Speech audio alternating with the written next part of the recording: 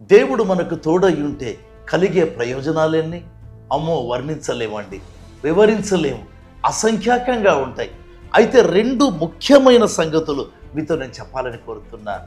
ఒకరోజు దేవుడు బాలుడైన సమూయేలుకు తోడుగా ఉండినాడు అని వ్రాయబడింది. సమూయేలు మొదటి గ్రంథం 3వ అధ్యాయం 19వ వచనం. దాని ఫలితం ఏంటి?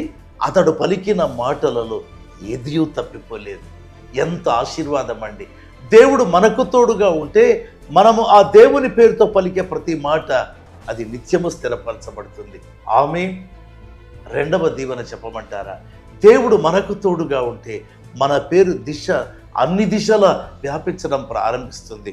యెహోషువ గ్రంథం 6వ అధ్యాయం 27వ వచనం గమనిస్తే యెహోషువ కీర్తి ఆ దేశమంతటా వ్యాపించనని వ్రాయబడింది.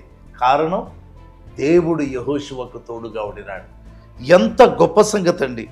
దేవుడు యెహోషువకు తోడుగా ఉంటే అతని కీర్తి ఆ దేశమంతా వ్యాపించింది. సమూయేలు మొదటి గ్రంథం 16వ అధ్యాయం 18వ వచనంలో బాలుడైన దావీదు యవనస్తుడే, అతని పేరు సౌలు రాజు ఇంటిలో వినిపించింది. బెత్లెహేము పొలములలో మారుమూల ప్రాంతములో ఆ వాయిద్యము వాయించే వ్యక్తి యొక్క పేరు రాజు ఇంటిలో వినిపించింది. కారణం, దేవుడు అతనికి తోడుగా ఉండినాడు. దేవుడు నీకు తోడుగా ఉంటే నువ్వు దీవించబడతావు. ఆమేన్.